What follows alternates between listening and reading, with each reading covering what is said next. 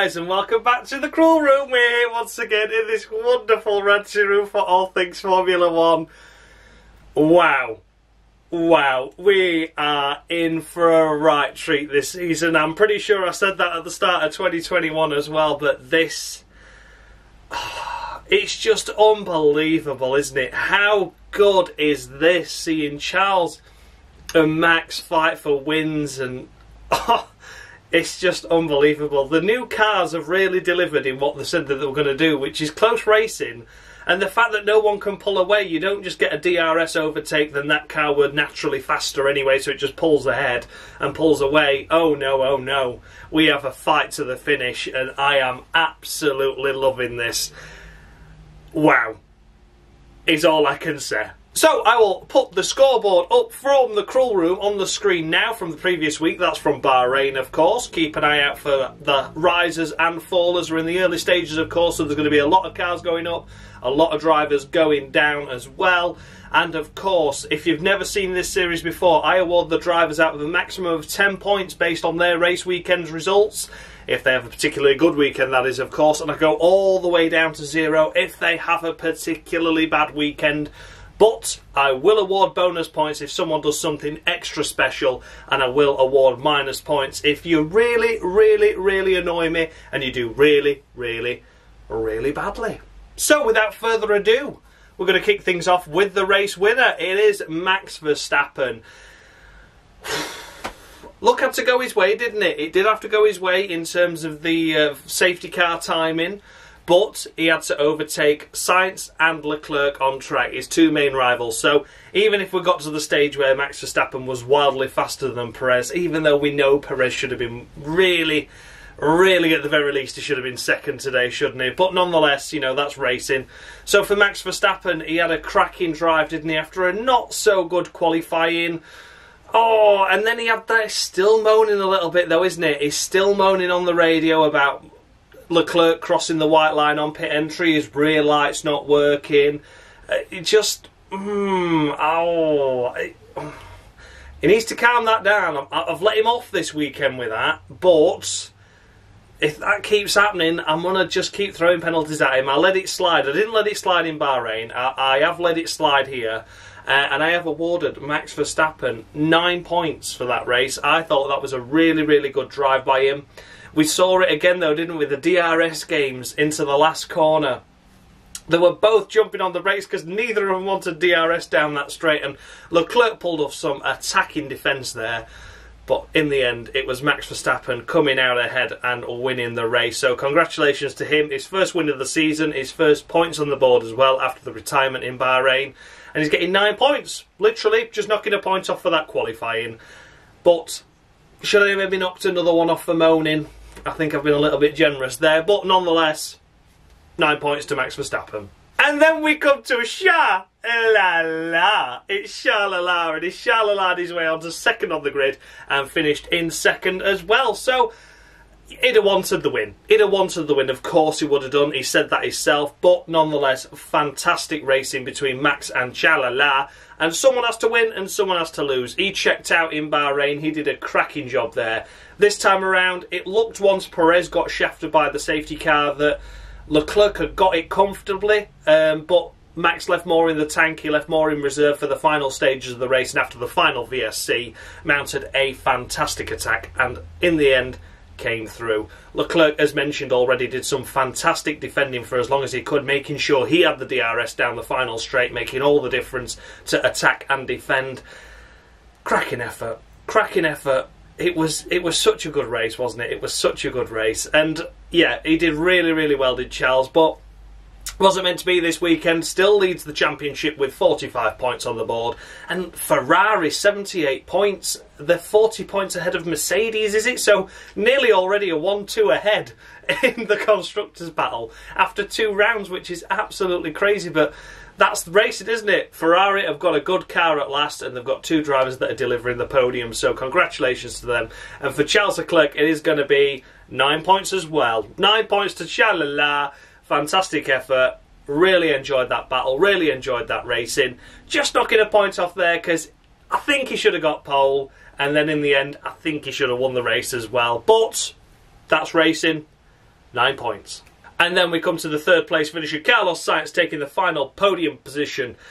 Oh, it was a good drive by Carlos. I'm not sure what happened in that VSC. I think people are going to have to maybe tell me on that one, because I was convinced he was only about 4.5 seconds behind Max.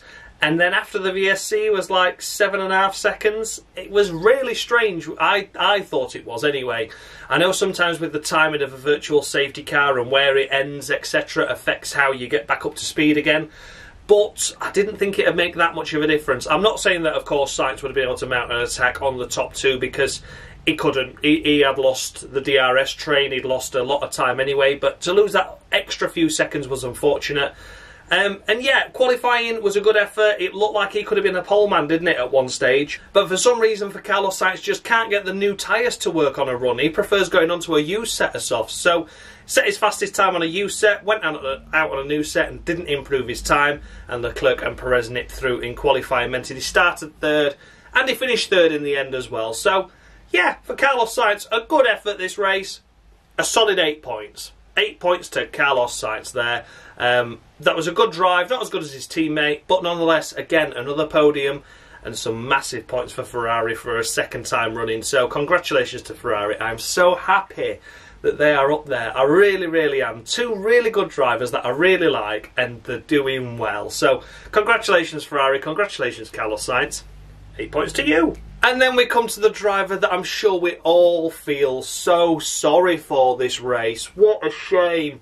What a shame for Sergio Perez. Did absolutely everything right on the Saturday. Delivered a stunning lap. The lap of his life, he said. I could do that, try and do that lap another 1,000 times, and I would never get the lap I got there. Taking his first ever pole in Formula 1 after 215 attempts, and of course, being the first Mexican on pole as well. So a fantastic effort there. And then in the race, it looked like Charles Leclerc was going to box. When they said box, box, that forced Perez to cover him off.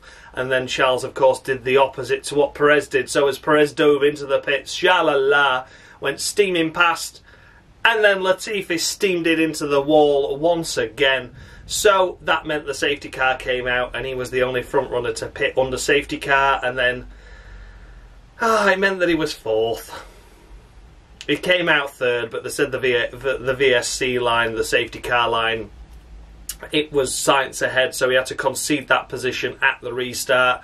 And then that was it. Fourth. A disconsolate, a disgruntled fourth. And he had a hug with Max afterwards, didn't he? And he looked so sad, and I can't blame him, because maybe if it had just scraped on the podium, he wouldn't have been happy, but at least he'd have picked up a trophy for his efforts. But finishing P4, it's like, I've been here before, lads. I've finished P4 loads of times.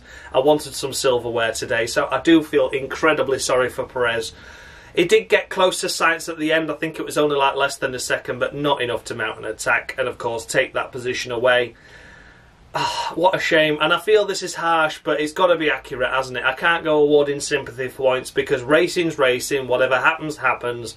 And it just didn't work out, unfortunately, today for Sergio Perez. So it's going to be 8 points to Sergio. I'm scoring him the same as Sainz. He was doing everything right, though, wasn't he? He was doing everything right, so there we go. But yeah, 8 points to Sergio Perez. Your day will come. And then we come to George of the Russell. Watch out for them points. And he did score, of course, a great heap of points there, finishing in P5, securing 10 points for the Mercedes team, which is a cracking effort. A cracking effort, it must be said. That car is not looking the best at the moment, is it? In fact, it looks probably worse here than it did at Bahrain. Of course, Bahrain, they did a lot of testing there before racing, so they were off the pace, but not as far off as they were here this weekend. Outraced and outqualified his teammate, which is the main thing there. And yeah, qualified 6th. Ocon slipping ahead of him in that. But in the race, it drove really smart, drove really clever. In fact, again, for Russell, it was a lonely race. Didn't see anything of him, really. And that was because he was just getting on with the job. He did the overtake he needed to on Ocon and then stayed 5th. So didn't have the pace for anyone else, but was within the window of the top 4, wasn't he? If they wanted to go for an extra stop, it would have meant that Russell would have got ahead of them and stayed out. Because, of course, the pit lane was closed at the latter stages during that VSC. So no one pitted for extra tyres. But, yeah, all in all, 5th place, a solid effort. It's going to be 9 points to George Russell for that. Just knocking a point off because I think that he should have maybe out-qualified at Ocon in the Alpine, but that's very, very, very picky. But I think it's very fair, and I think he's done a really good job there. I don't want to discredit him in any way, shape or form. 9 points to George Russell. Congratulations to him, the best he could have done with the car he's got. And then, of course, we do come to Esteban Ocon, finishing in P6 after already mentioning he qualified in a stunning P5 there. Oh, he had a really good battle, didn't he, with Alonso at the start, and they had a word with Otmar Saf now. I did the Sky team. I'm like, oh, Otmar, how are you enjoying this battle? It's like, we're letting them race. Like, you're not letting them race, are you? They're just doing this on their own. You're not. I know you say you're going to let them race, but you didn't want us to race like that, did you? And I think this is really, really unfortunate here, because I think they were the only two cars that were together from the same team. They could have DRS trained each other right up to the back of George Russell. Quite easily, I think they could have done. And I think they both could have got him as well. But instead, they decided to play this silly game of I'm overtaking you, you're overtaking me, I'm forcing you wide, I'm going over this way. And don't get me wrong, it was a fantastic watch. I really enjoyed it. But I was cringing at the same time, because teammates, did it overstep the mark for teammates? I certainly think they're going to have a word in their ear when they get back to the debrief later on today.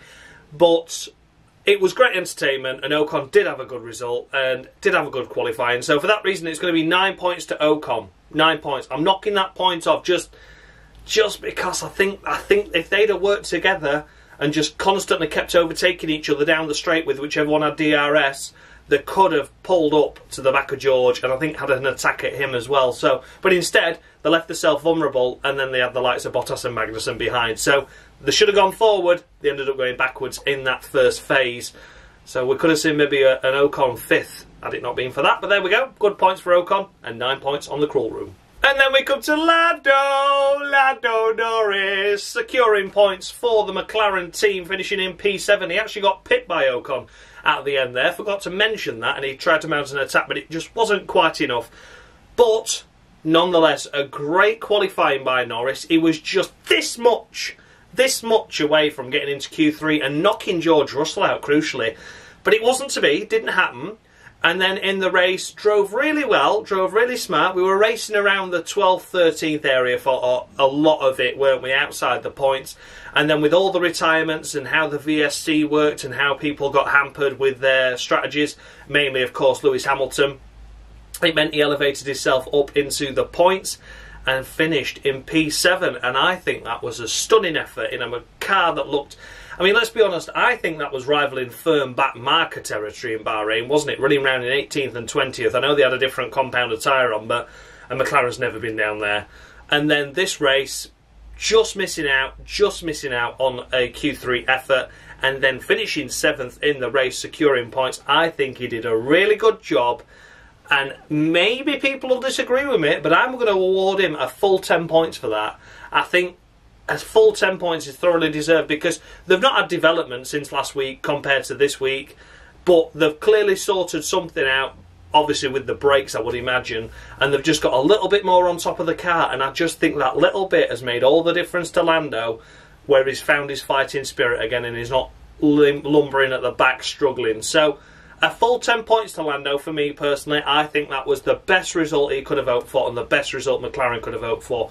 This far off a Q3 and then securing points and a decent haul of points as well with 6. So I'd have not expected that this weekend. I'd have thought nil point once again. Q2 efforts perhaps, but nothing nowhere near the points. Benefited from retirements, but you've got to do that. You've got to benefit from retirements at some point, but he drove a really good race up to the retirements. I think even if he'd have not scored points and finished 12th, I think I'd have still been giving him 8 or 9. So a really good drive by Lando, a clever drive, made the moves when he needed to, and here he is. So a full 10 points. People might disagree with me on that one, but I think he deserves it. So there we go, 10 points to Lando Norris. And then we come to Pierre Gasly, and a good drive by Gasly. I think it was the points he deserved to get in Bahrain that is secured here this weekend. In fact, he could have maybe secured 6th, couldn't he, in Bahrain, but wasn't to be. Here he is, P8, picking up 4 points for AlphaTauri, keeping their points run going, of course, with Sonoda scoring points in Bahrain. I believe that was 8th, wasn't it? So that was 4. So yeah, a nice little points haul there for AlphaTauri, and just drove really well. It didn't see much of him. Admittedly, we saw him in the early stages when they were catching up to the likes of course, mentioned the Alonso and Ocon battle with the Alpines holding each other up, and made a couple of moves on Bottas and the likes of K-Mag. He was in and around that area, wasn't he? And drove really, really well. So, for that reason, it's going to be a solid 8 points to Pierre Gasly. I think there were better drivers out there this weekend that delivered a really good result. Mainly Lando Norris, but nonetheless, I think he did a good job there and drove cleverly. So I don't want to discredit him at all. He drove really, really well and fully deserving of 8 points on the crawl room, and kicked off his scoreboard on the F1 Championship with 4 points for the AlphaTauri team. So well done, Pierre. Nice seeing the points again. And let's go forward from here, because I think that AlphaTauri, on its day, and with the right strategy, I think it could be a P6, P7 car. So a couple more places to gain from where he finished today. Let's see how he gets on in Australia, the first time back in 3 years. So it'll be nice to see how he gets on there. So yeah, 8 points to Pierre Gasly. And then we come to Kevin Magnussen. A good drive once again, delivering some more points for the Haas team with 9th. So 2 points on the board for him. And he just drove a really good race again, didn't he? He was disappointed himself with qualifying, saying, look, you know, I really should have done better, but my neck gave up. And then I thought, oh, well, how's he going to get on with the race if his neck's given up in qualifying? I know you're pushing a lot more with a lighter fuel load, but a full 50 laps around this circuit could be quite tiring. But nonetheless, he drove really well. I don't think the safety car or the VSCs helped him at all, really. I do think they seriously hindered his strategy in places. But, you know, I think he drove really well and he secured a few points. So for K-Mag, it's not the superstar drive that we had, of course, in Bahrain, but still just as solid. And for that reason, it's going to be 8 points on the crawl room to Kevin Magnussen. Another cracking drive, more points for Haas. And then we come to the final points finishing position of 10th, and it is Lewis Hamilton. Who'd have thought that Lewis Hamilton would have been down here? Wow, the last time we raced here he won, and this time we raced here just 3 months later, he's down in 10th. Unbelievable. Unbelievable stuff. So, for Lewis Hamilton, what could be said out in Q1? A devastating error there by the team, I would say, to not fit him onto new tyres, and that meant Lance Stroll set his lap that was just fractionally faster, but enough to knock him out. Couldn't do no more from there. And then in the race, he was running around in 14th for a lot of it, and then crawled his way up to about 12th. Then the pit stops happened, of course. Lewis Hamilton was, of course, on the medium compound tyre, or the hard compound tyre, I should say, compared to everyone else on the mediums. And that meant that he could stay out longer. And then the safety car came out, and it was a bit like a K-Mag. It was too early for him to stop on the hards to do anything else with the other tyres. But it did compromise his strategy because, of course, everyone bunched back up again. Then the VSC was so unlucky because K-Mag was able to slip into the pits and get out again for a fresh set of medium tyres. But when Hamilton came round, pit lane closed, I'm afraid. We had 2 dead cars there in the pit lane entry, and that meant he had to stay out until green flag racing resumed, and that really hindered him down to 13th, but popping it back up to 10th in the final stages, and was massively behind Kevin Magnussen. Now, he came out on the VSC just behind K-Mag, and as K-Mag progressed through, you saw Hamilton progress through, but then in the end it was like 10 seconds the gap between K-Mag and Hamilton in just the space of about 8 laps. Really, really sad to see that. And so for Hamilton, wasn't the best weekend of his life. I'm sure it's a weekend to forget. Even asked Bono on the team radio, is there even points for this position? There is. It's just 1. But for me, you're getting more than that. I've got to be harsh. I've got to be cruel to be kind, I guess. And it is going to be 7 to Hamilton, because I'm not sure all that was his own doing. They said they've gone a slightly different way with setup compared to George. Obviously, it worked for George. The setup didn't work for Hamilton, but drove really well to secure a point. A lot of people are going to mention those retirements being a key factor, but most of them were behind him already. I'm going to say that now. A lot of the cars that did DNF were behind him already. So, you know, I am being a bit lenient there. But I've got to be fair, you know, there were the 2 Williams that were out. They were both behind him. There was, of course, Ricciardo. He was probably behind him before the stops. Alonso would have been ahead. That's probably the only main factor one there. But yeah, for Lewis Hamilton, a solid 7 points on the cruel room. Wasn't his finest hour, but I don't think it was him, because if Lewis Hamilton could have charged through the field, he would have done, wouldn't he? And then we come to the finishes just outside the points, and in 11th place is Zhou Guanyu. What could be said for Zhou? Not the best in qualifying, out-qualified by his teammate. Got into Q2 though, and then in the race he did an okay start, and then he got into turn 1, turn 2, had a little bit of contact with the Williams, didn't he? And then the car just died on him and he couldn't find a gear, and then eventually got going again, but that meant he was firmly in last position. Then he was cutting corners a little bit naughty, got a 5-second time penalty for his efforts. Maybe he kept a position on track or perhaps gained a position off track. Either way, it was a 5-second time penalty for Guangnu Zhou to be served during his pit stop. And then this is where it gets a little bit confusing for me, but I think I might have worked it out. It was one of two things. He pitted, but I believe it was under the virtual safety car and or full safety car of the first time around when Latifi crashed. And I don't believe you can serve a 5 seconds while it's under VSC or safety car. So I think he served his 5 seconds, but then obviously didn't serve it because they shouldn't have done it when they'd done it.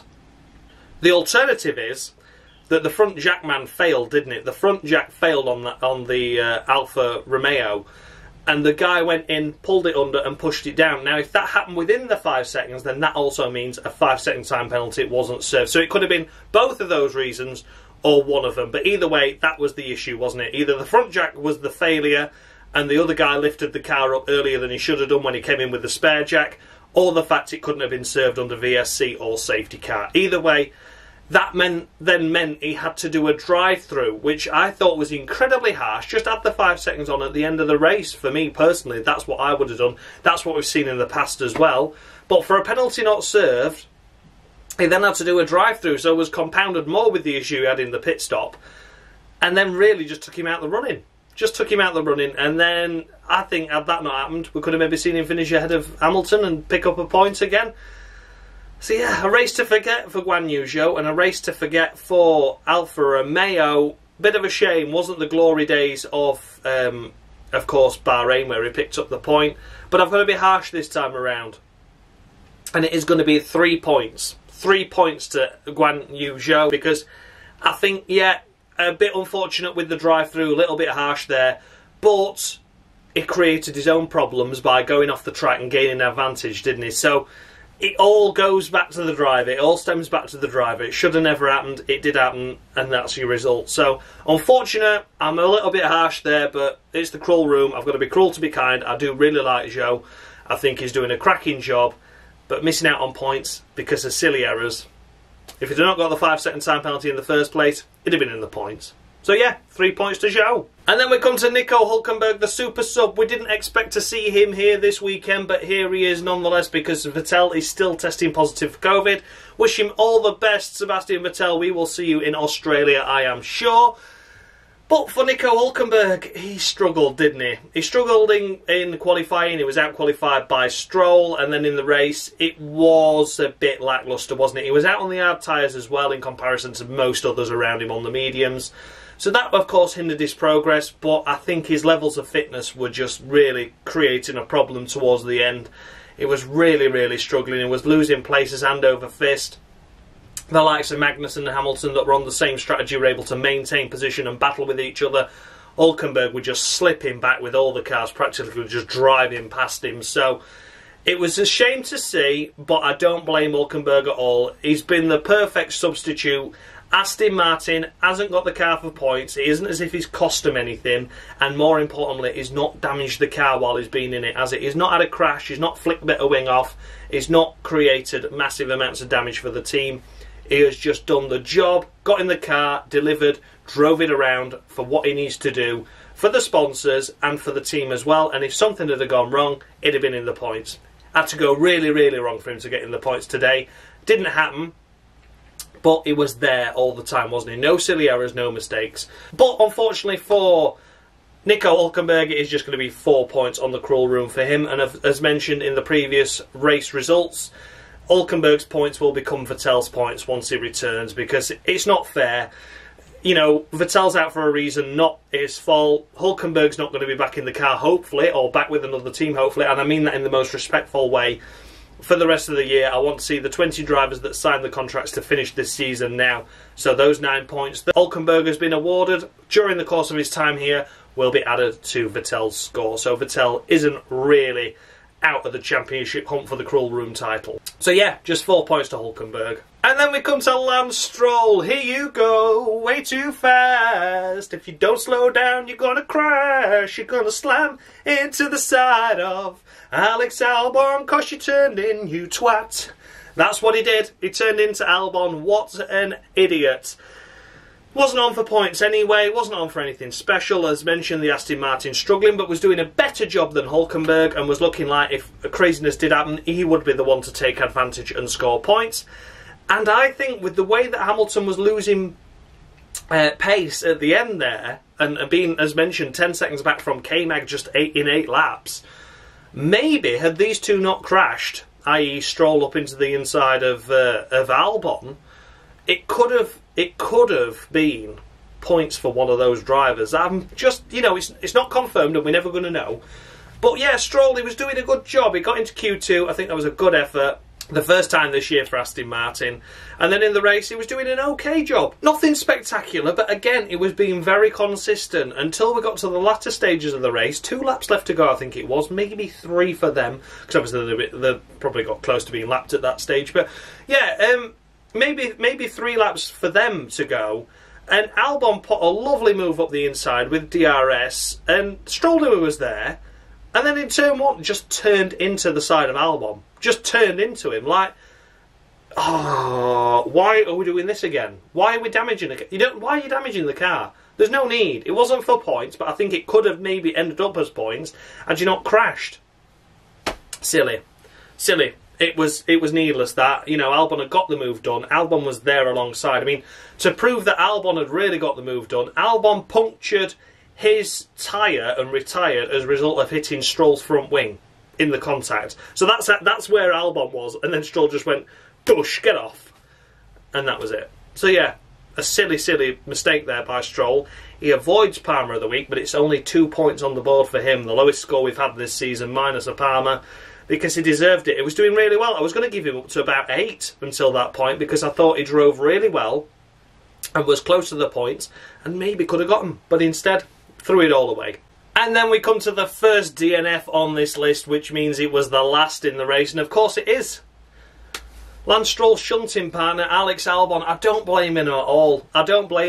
People might have a different opinion than I do, but I think Albon was there. I think he got the corner. It was there. Everyone else you saw, when someone was up the inside of turn 1, went wide. Stroll just turned in on Albon, and Albon had a right to go for that move. It was for 11th at the time, and as mentioned, had he got that move done and Hamilton had a problem at the end, he could have got 10th and nipped a point in. So he had to go for the move. You go for every position. I don't blame Albon at all.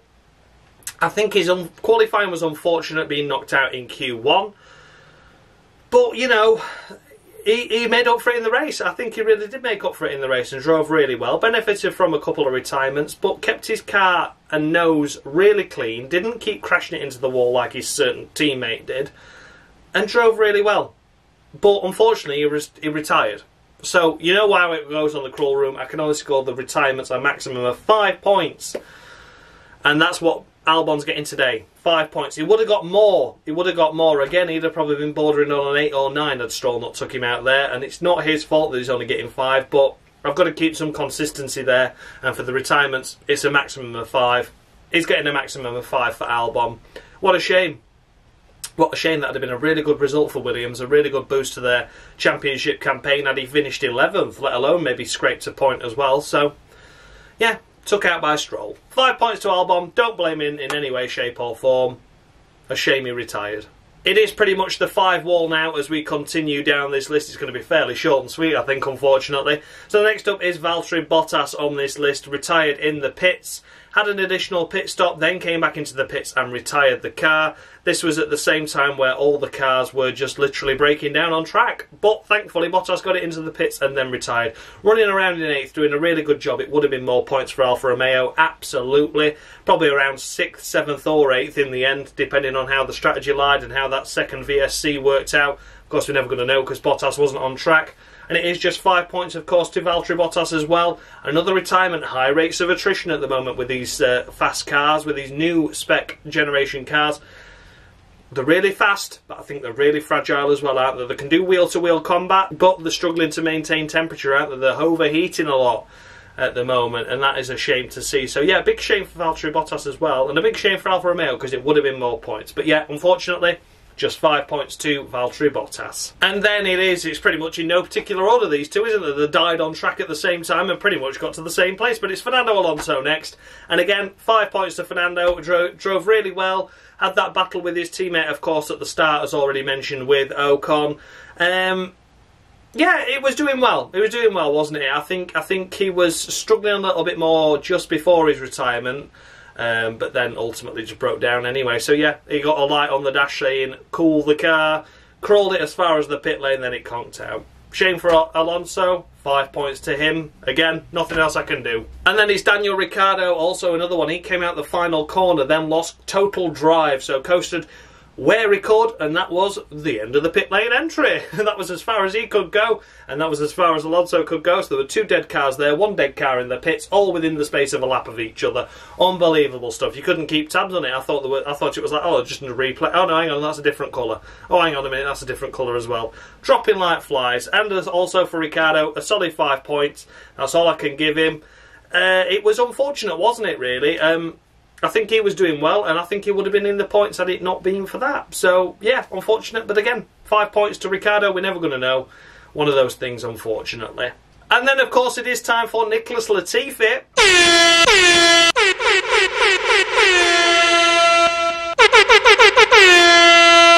Porpoising? That's nothing. You should try bouncing your car off a wall every race. I mean, what could be said for Nicholas Latifi other than it had to be, didn't it? It had to be Palmer of the Week. What a shambolic effort that was. What a shambolic effort. Crashed in qualifying. Oh, it was a silly error, but, you know, mistakes happen. And then in the race, he absolutely stuffed it into the wall and then goes, guys, I don't know what happened. Well, you clearly picked up the throttle a little bit too fast and it spat away from you and you spat it into the wall like an absolute idiot. So, it just annoys me now. It really does annoy me. People said I was overly harsh on him on the first one. We had a good discussion about it, and I admitted maybe 3 was a little bit harsh considering where he was in comparison with his teammate. Maybe I should have given him a 5, but this time he can't escape a Palmer. He cannot escape a Palmer at all. That was diabolical. That was terrible. 2 accidents there, quite hefty shunts as well, so that's a few corners done for the Williams team over the course of that weekend. And it's not what they need. It's not what they need. They need him running round like Albon did. Kept running round, kept doing really, really well. Okay, he got took out by Stroll, but he could have had a point there. You know, Latifi nowhere near. 19th, 20th, 19th, 20th, like, wow. Wow, amazing stuff. And then he sticks it in the wall anyway. So yeah, Palmer of the Week 2, Nicholas Latifi. Oh, he really does need to book his ideas up now, because it is getting really, really close to the point where I am getting fed up. And then we come to Yuki Sonoda. Oh, dear me. It's just going to be 5 points. I can't even talk about that, can I? Couldn't qualify. Car broke down. Went out on the installation lap to get his car onto the grid, and then it broke down. He had to switch the engine off. He was out. I can't... What a shame. Just what a shame. He couldn't do anything. Couldn't do anything. Couldn't qualify. Couldn't race. I can't judge practice. 5 points to Sonoda. What a shame. There'd have been no point in him turning up, really, was there, to be honest. I just hope that Australia goes better for him. What a shame for him. What a shame. But yeah, unfortunate. 5 points. Such a shame.